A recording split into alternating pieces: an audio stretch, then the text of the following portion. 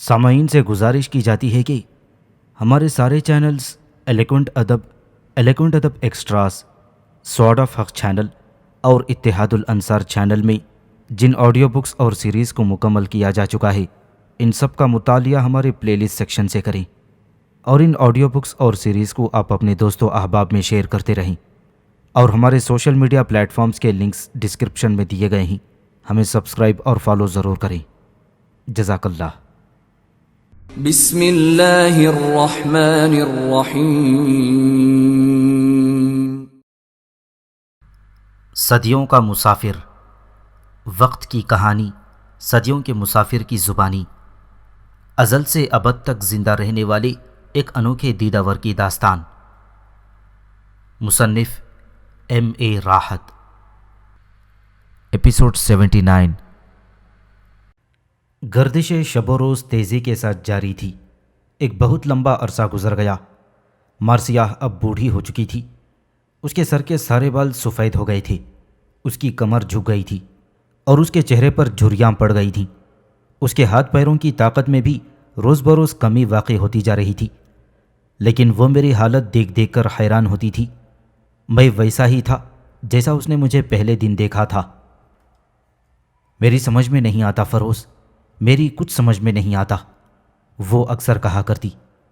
جب میں جوان تھی تو اس وقت تم بھی جوان تھے، اب اتنا لمبا عرصہ بیت گیا ہے، جوانی میرا ساتھ چھوڑ کر نہ جانے کہاں رخصت ہو گئی، میرا جسم بڑھاپے کا مکمل نمونہ بن گیا، لیکن تم بالکل ویسے کے ویسے ہی ہو۔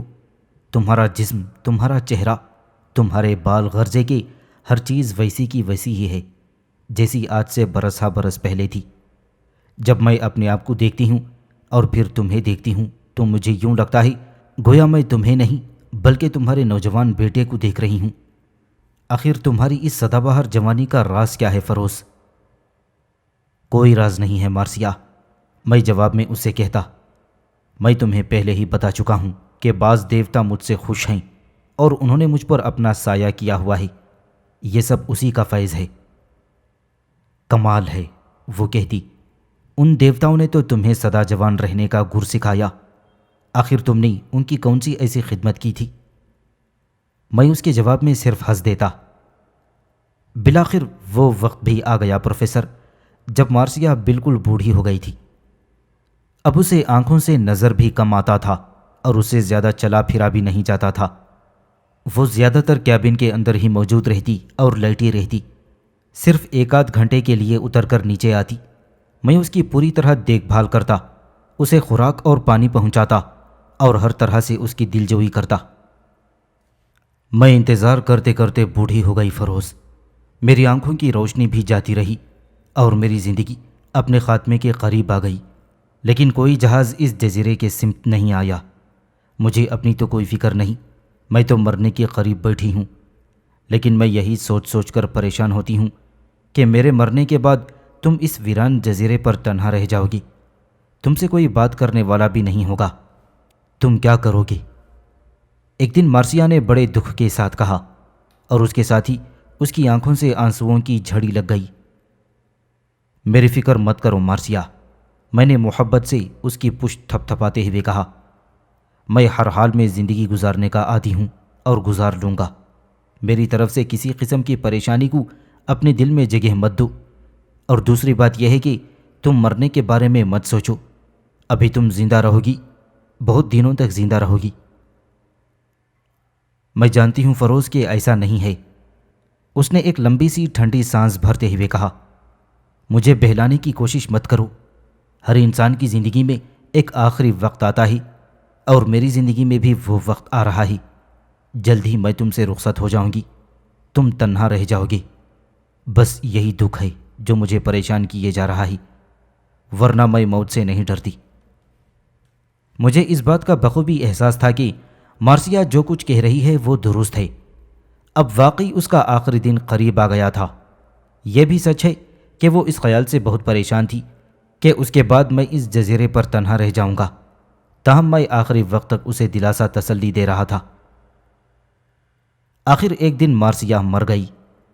حقیقت یہ ہے کہ پروفیسر اپنی طویل اور ہنگامہ خیز زندگی میں مجھے جن عورتوں کی موت کا سب سے زیادہ قلق ہوا ہے، مارسیہ ان میں سے ایک تھی۔ یوں تو میں نے بہت سی عورتوں کے ساتھ ان کے رفیق زندگی کے طور پر دن گزارے تھے اور وہ مر کر ہی مجھ سے جدا ہوئی تھیں، لیکن مارسیہ کی بات ہی دوسری تھی۔ مارسیہ کے ساتھ میں نے بہت مختلف انداز میں اپنی زندگی کے دن گزارے ہیں۔ اس وسیع و عریض جزیرے پر صرف ہم دو انسان تھے اور ہم دونوں کے علاوہ اور کوئی موجود نہیں تھا، اس لیے ہماری زندگیاں ایک دوسرے سے مکمل طور پر مربوط ہو کر رہ گئی تھیں۔ میں نے مارسیہ کی لاش کو بڑے احترام کے ساتھ اسی درخت کے نیچے جس پر کیبن بنا ہوا تھا ایک گڑھا کھود کر دفن کر دیا اور اس پر بہت سے جنگلی پھول ڈال دیے، اور اس درخت کے اوپر خالی کیبن بھائیں بھائیں کر رہا تھا۔ مارسیہ کے انتقال کے بعد میں نے چند دن اس ویران جزیرے میں اور گزارے۔ اب یہاں میرے علاوہ کسی دوسرے انسان کا وجود نہیں تھا۔ گزرے ہوئے ماہوں سال کے ساتھ ایک طویل کہانی ختم ہو گئی تھی، میری اور مارسیہ کی رفاقت کی طویل کہانی۔ اب میں آزاد ہو چکا تھا اور مجھے ایک نئے سفر کا آغاز کرنا تھا۔ اب اس جزیرے پر میرے لیے کچھ نہیں رہ گیا تھا۔ مجھے ایک بار پھر ہنگاموں اور شور و غل سے بھرپور زندگی کی طرف واپس لوٹ کر جانا تھا۔ مجھے نہ زیادہ راہ کی ضرورت تھی اور نہ کسی سواری کی، بس ایک بار سفر کا عزم کر لینا کافی تھا۔ چنانچہ میں نے عزم کر لیا اور ایک دن الگ صبح سمندر میں چھلانگ لگا دی۔ میں نے اطمینان سے تیرنا شروع کر دیا۔ مجھے کوئی جلدی نہیں تھی۔ سارا دن گزر گیا اور میں تیرتا رہا۔ نامعلوم ویران جزیرہ اب بہت پیچھے رہ گیا تھا۔ مارسیہ کی قربت پیچھے رہ گئی تھی۔ مارسیہ کی آخری یاد جسے میں نے اپنے ہاتھوں سے بنایا تھا اب میری نگاہوں سے بالکل اوجھل تھا، لیکن مارسیہ کی یاد کا چراغ اب بھی میرے دل میں روشن تھا۔ میں تیرتا جاتا، اپنی زندگی کے ان بہتے ہوئے ماہو سال کو یاد کرتا جاتا تھا جو میں نے مارسیہ کی پر لطف رفاقت میں اس بے نام جزیرے پر گزارے تھے۔ مارسیہ بوڑھی ہو کر خاک کا پیوند بن گئی تھی اور میں ویسے کا ویسا ہی ہمیشہ کی طرح تر و تازہ، سدا بہار اور جوان تھا۔ اس بار میں نے فیصلہ کر لیا تھا پروفیسر کہ کسی جہاز میں سوار نہیں ہوں گا، بلکہ خود ہی تیرتا ہوا کسی انسانی آبادی تک پہنچنے کی کوشش کروں گا۔ ایک عرصے سے میں سمندروں اور جہازوں کے چکر میں پھنسا ہوا تھا اور اب میں اس سے نکلنا چاہتا تھا۔ اب میں کسی ویران جزیرے پر نہیں بلکہ بھری پوری اور تہذیب یافتہ انسانی آبادی میں جانا چاہتا تھا۔ مہذب دنیا سے کٹے ہوئے مجھے بہت دن ہو گئے تھے۔ اس میں سے تھوڑے سے عرصے کے لیے مہذب دنیا سے میرا رابطہ قائم ہو گیا تھا، اور وہ بھی ایک جہاز کے ذریعے سے۔ اگر میں اس جہاز میں سفر کرتا رہتا ایک بار پھر مہذب دنیا تک پہنچ سکتا تھا، لیکن وہ جہاز طوفان کی نظر ہو گیا اور مجھے اپنی زندگی کا ایک طویل عرصہ ایک غیر آباد جزیرے میں ایک خانہ بدوش عورت کے ساتھ گزارنا پڑا۔ میں نے طویل عرصے تک اپنا سفر جاری رکھا۔ اس عرصے کے دوران کئی جہاز مجھے دور سے نظر آئے، لیکن میں نے ان کی طرف پیش قدمی کرنے کی کوشش نہیں کی۔ میں ان سے دور دور تک تیرتا رہا اور وہ آہستہ آہستہ دور سمندر کی وسعتوں میں غائب ہو گئے۔ آخر ایک دن شام کے جھٹپٹے میں مجھے بہت دور سے کشتیوں کے بادبان اور جہازوں کے مستول نظر آئی۔ میں نے اندازہ کیا کہ اب میں مہذب دنیا کی کسی بندرگاہ کے قریب پہنچ رہا ہوں۔ میں تھوڑی دیر تک اور تیرتا رہا اور اب میں بندرگاہ کے اور زیادہ قریب پہنچ گیا۔ اس وقت شام ہو چکی تھی اور ہر طرف اندھیرا چھا رہا تھا۔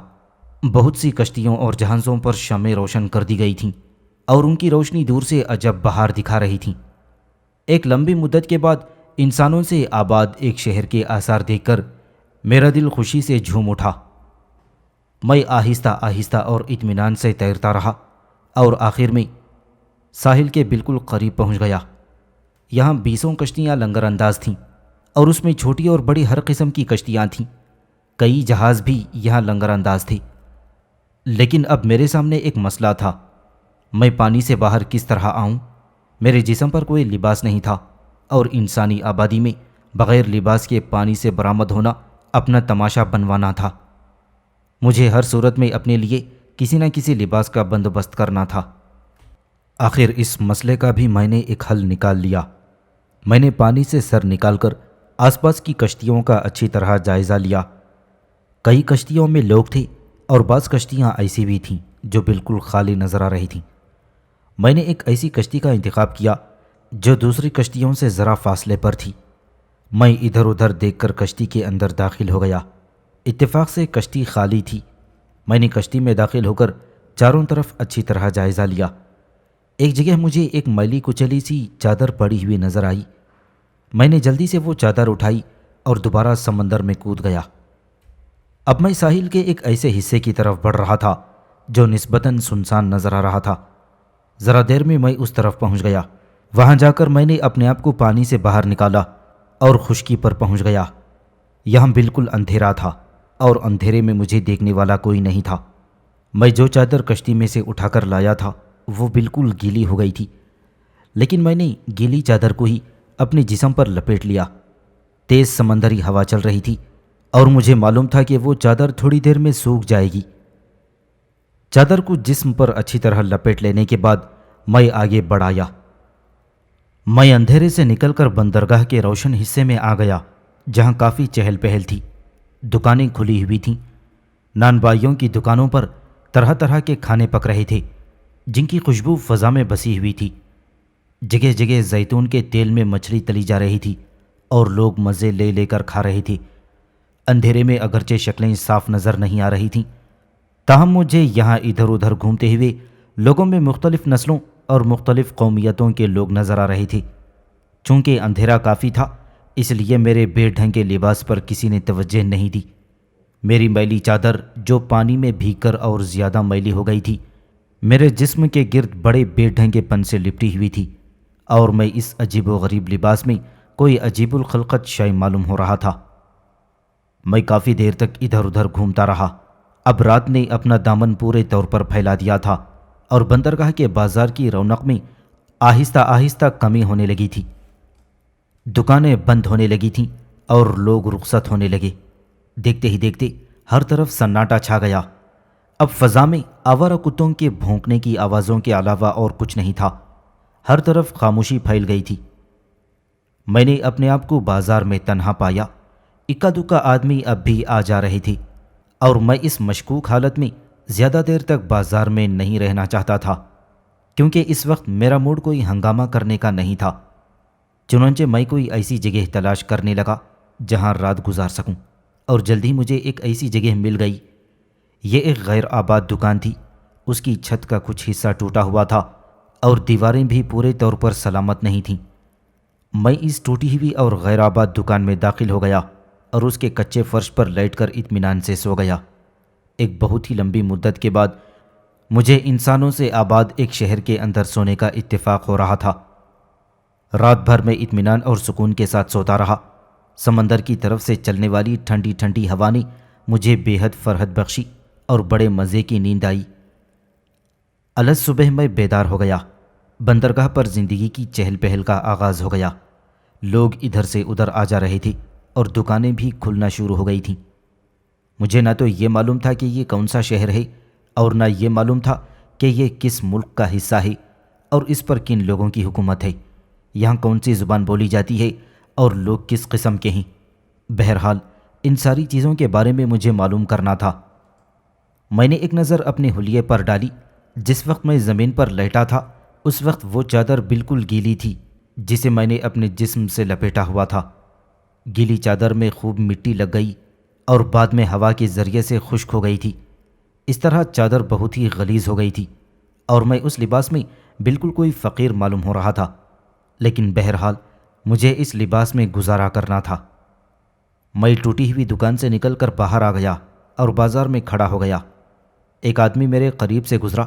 اس نے میرے اوپر ایک اچٹتی سی نگاہ ڈالی اور اپنی جیب میں ہاتھ ڈال کر ایک سکہ نکالا اور میرے ہاتھ میں تھما دیا اور آگے چلتا بنا۔ میں اسے حیرت سے دیکھتا ہی رہ گیا۔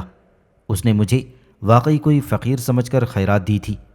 میں دل ہی دل میں اس صورتحال پر مسکرانے لگا۔ اس قسم کا واقعہ میرے ساتھ میری زندگی میں پہلی مرتبہ پیش آیا تھا۔ مجھے اب تک فقیر کسی نے نہیں سمجھا تھا، سو اب میں فقیر بھی ہو گیا۔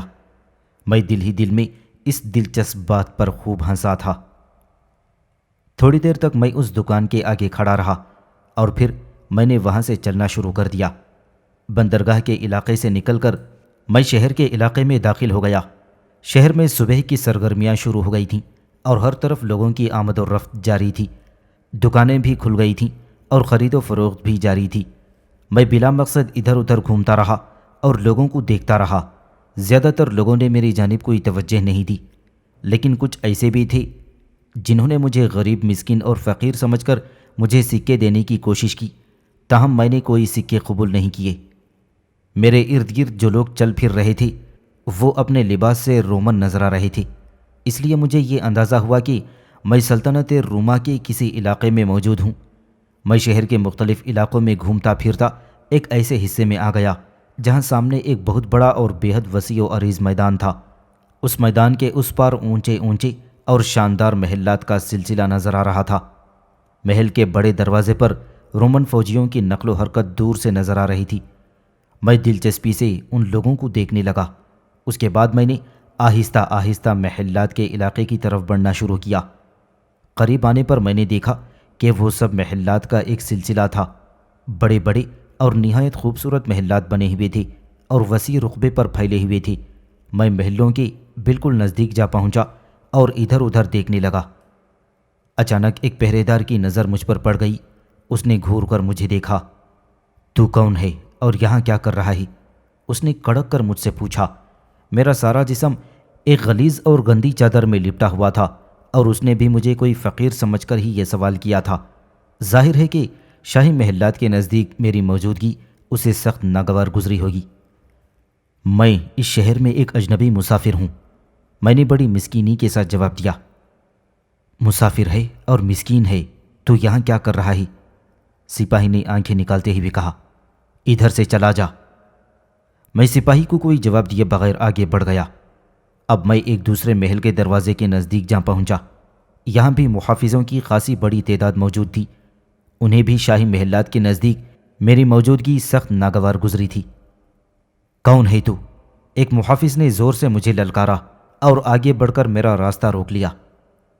میں تمہارے شہر میں ایک اجنبی مسافر ہوں، میں نے جواب دیا۔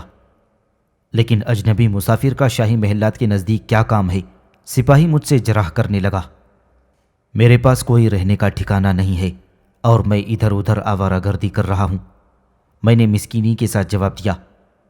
اس دوران ایک دوسرا سپاہی جو ہم لوگوں کی گفتگو بڑے غور سے سن رہا تھا قریب آ گیا اور بولنے لگا۔ یہ کیسا مسکین ہے؟ مسکین ہے تو محتاج خانے چلا جائے، یہ شاہی محلات کے نزدیک کیا کر رہا ہے؟ یہی بات تو میں اس سے پوچھ رہا ہوں، پہلے والے سپاہی نے کہا۔ مجھے تو یہ دشمن کا کوئی جاسوس معلوم ہوتا ہے، دوسرے سپاہی نے کہا۔ ہو سکتا ہے، پہلے والے سپاہی نے جواب دیا۔ ویسے مجھے بھی یہ خاصا مشتبہ آدمی نظر آتا ہے۔ پھر وہ میری طرف دیکھ کر بولا، تو کہاں سے آیا ہے؟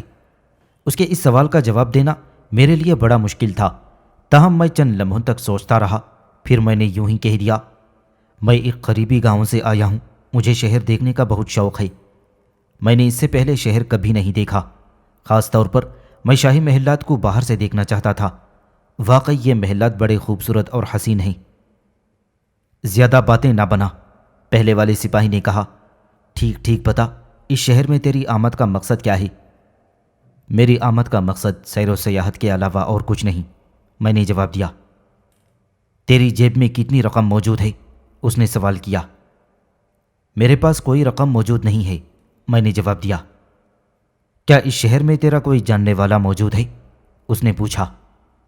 نہیں، میں نے جواب دیا، یہاں میرا کوئی جاننے والا نہیں ہے۔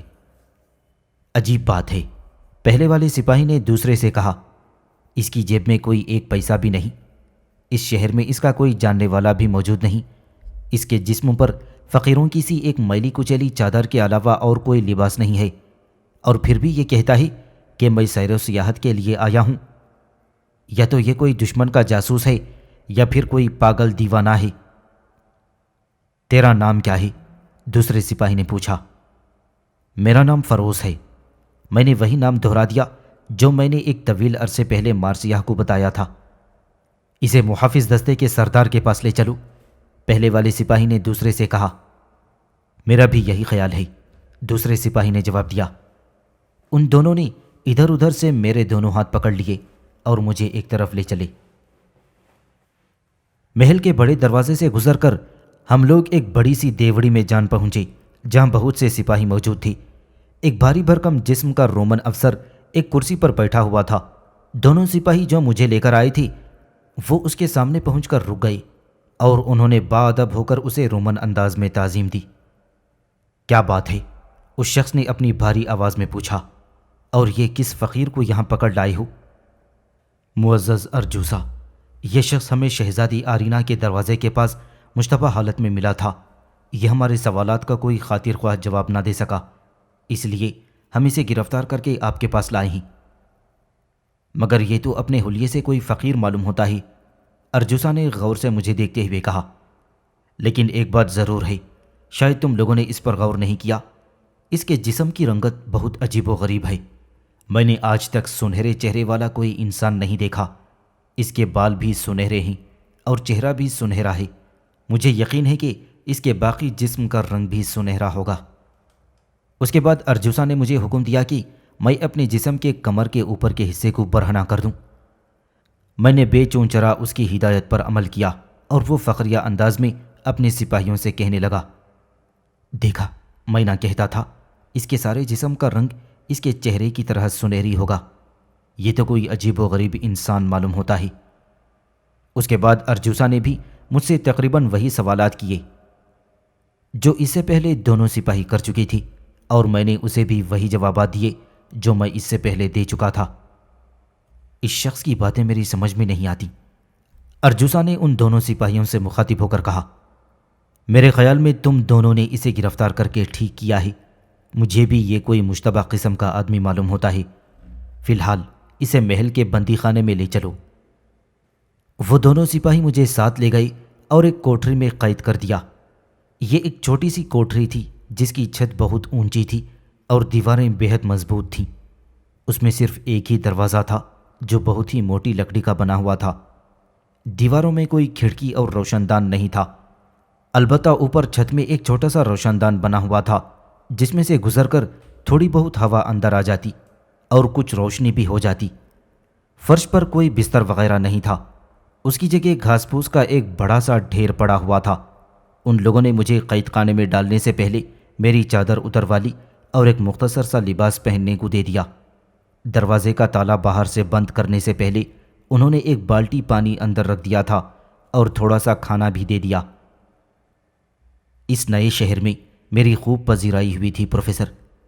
میں شہر کی سیر بھی اچھی طرح نہیں کر پایا تھا کہ یہاں کے محافظوں کے ہاتھوں قید ہو گیا۔ میں اپنی اس کوٹری میں بالکل اکیلا تھا۔ میں نے فیصلہ کیا کہ میں اس قید میں زیادہ دن نہیں گزاروں گا اور چند روز کے بعد دروازہ توڑ کر یہاں سے باہر نکل جاؤں گا۔ چند روز اسی طرح گزر گئے۔ 24 گھنٹے میں صرف ایک بار دروازہ کھلتا۔ دروازہ کھلنے والے محافظ میری بالٹی میں پانی بھر دیتے اور کھانے کے لیے مجھے کچھ دے دیتے۔ اس کے بعد دروازہ دوبارہ بند ہو جاتا اور پھر اگلے دن کھلتا۔ میں اب سوچ رہا تھا کہ دروازہ توڑ کر کسی دن باہر نکل جاؤں گا۔ ایک دن خلاف معمول علی صبح دروازہ کھل گیا۔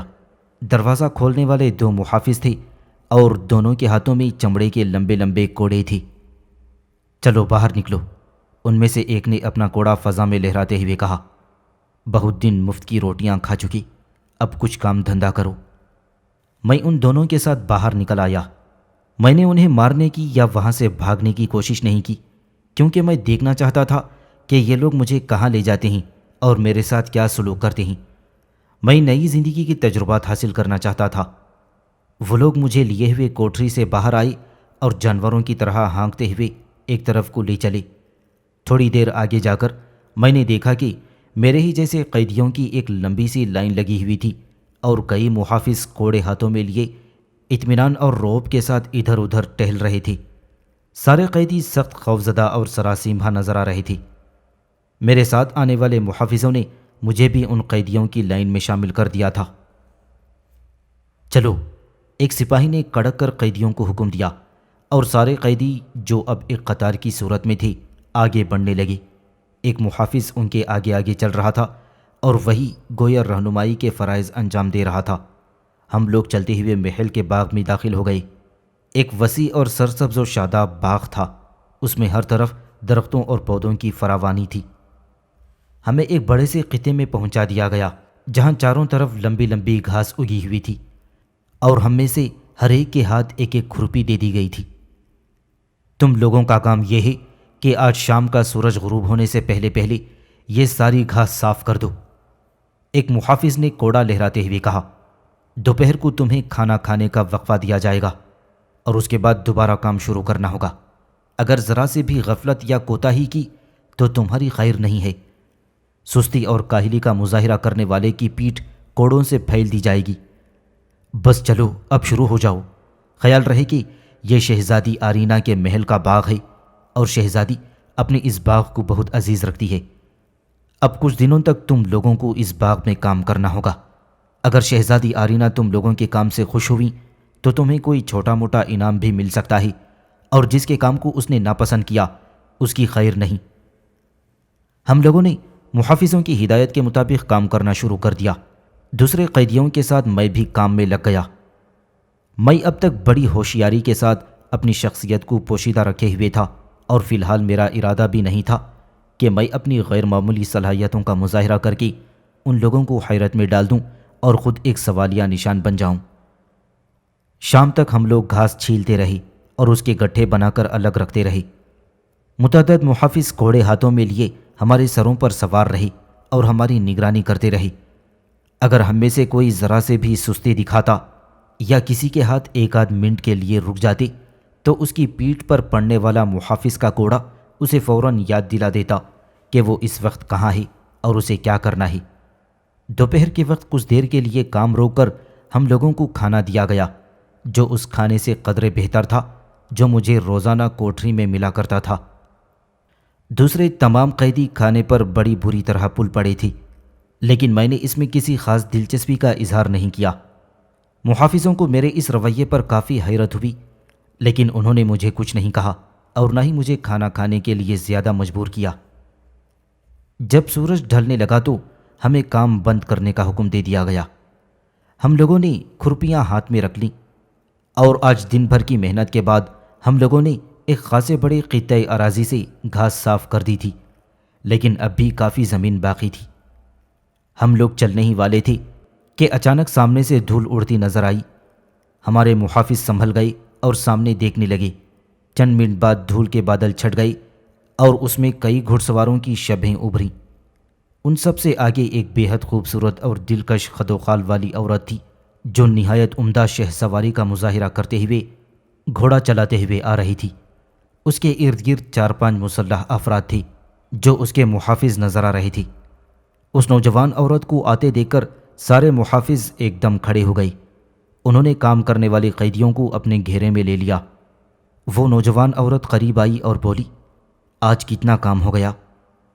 شہزادی آرینہ، محافظوں کے سردار نے جواب دیا، آپ کے حکم کے مطابق یہ قطعہ زمین گھاس پھوس سے بالکل صاف کر دیا گیا ہے۔ اب کل اس کی مزید صفائی کرنے کے بعد اس کی نگرانی کر دی جائے گی اور پھر اس میں پھولوں کے پودے لگا دیے جائیں گے۔ اب مجھے معلوم ہو گیا پروفیسر کہ یہ شہزادی آرینہ تھی اور یہ باغ اسی کا تھا جس میں ہم لوگ کام کر رہے تھے۔ شہزادی آرینہ نے ایک نظر گھاس سے صاف کیے ہوئے زمین پر ڈالی اور کہنے لگی، تم لوگوں نے اس کی کافی اچھی طرح صفائی کر لی ہے۔ اب کل اس میں کنکر پتھر وغیرہ نکلوا کر زمین کی گڑائی کر کے اسے نرم کر دینا، پھر 2-1 دن تک پانی دینے کے بعد اس میں پودے لگا دیے جائیں گے۔ ایسا ہی ہوگا شہزادی صاحبہ، محافظوں کے سردار نے جواب دیا۔ اس کے بعد شہزادی باری باری ان قیدیوں کو دیکھنے لگی جس سے یہ بیگار لی گئی تھی، اور اس کی نظریں مجھ پر جم کر رہ گئیں۔ وہ کئی منٹوں تک مجھے غور سے دیکھتی رہی اور بالآخر اس نے مجھ سے مخاطب ہوتے ہوئے کہا، ادھر سامنے آؤ۔ میں قیدیوں کی قطار سے نکل کر اس کے سامنے چلا گیا۔ تمہارا نام کیا ہے؟ اس نے اپنی نرم و شیریں آواز میں پوچھا، جس میں تحکم کا لہجہ پورے طور پر نمایاں تھا۔ میرا نام فروز ہے، میں نے جواب دیا۔ کب سے قید خانے میں بند ہو؟ اس نے پوچھا۔ آج کئی دن ہو گئے ہیں، میں نے جواب دیا۔ تم نے کیا جرم کیا تھا جو تمہیں قید کر دیا گیا؟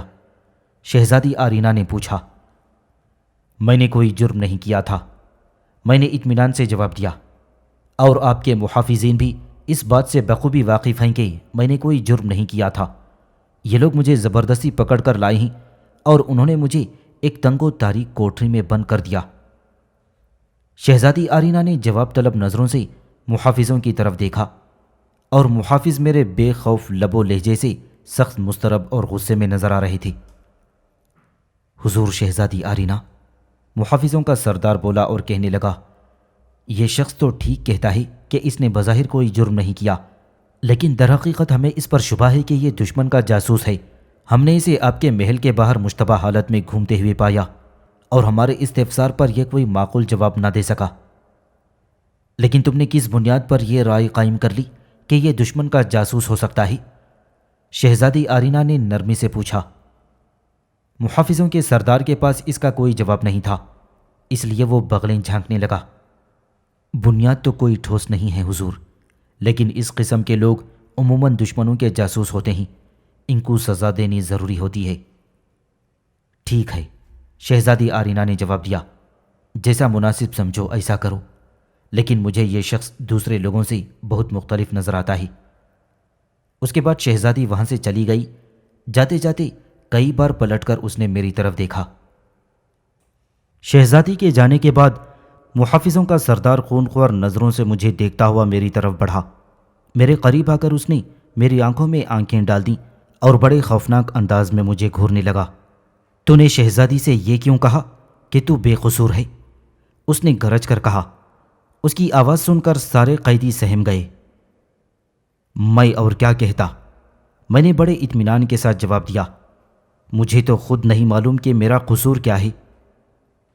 تیرا قصور تجھے ابھی معلوم ہو جائے گا، اس نے دانت پیس کر کہا اور دو محافظوں کو حکم دیا کہ وہ مجھ پر کوڑے برسائیں۔ مجھے اسی لمحے فیصلہ کرنا تھا کہ میرا اگلا قدم کیا ہونا چاہیے، اور میں نے فیصلہ کر لیا۔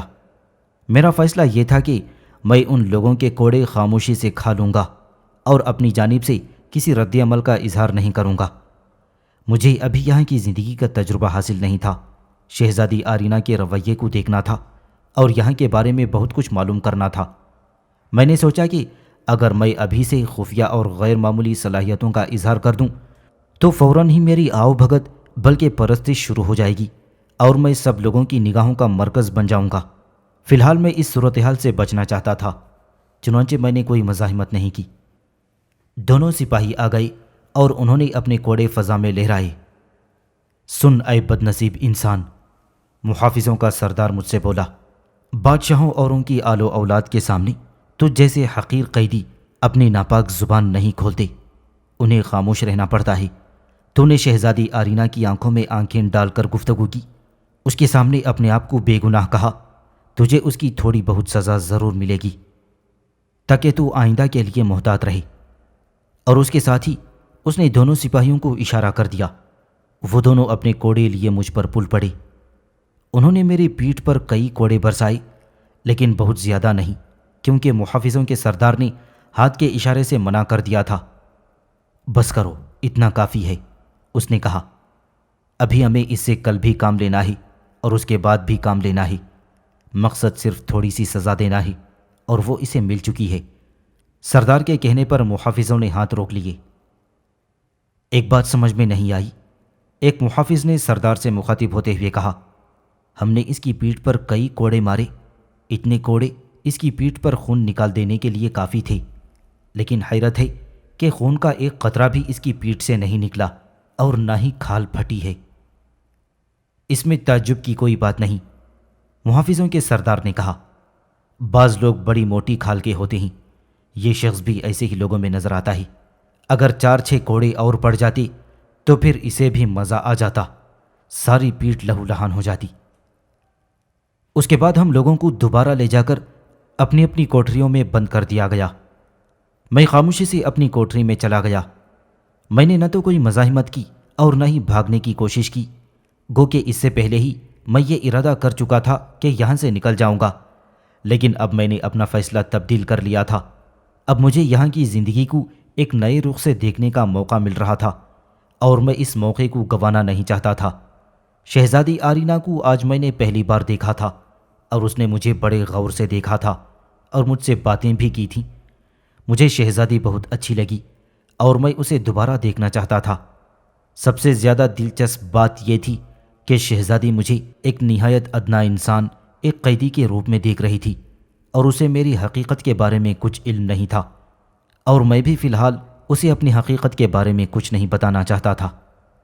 چنانچہ وہ رات بھی میں نے قید خانے کی اسی تنگ و تاریک کوٹری میں گزاری۔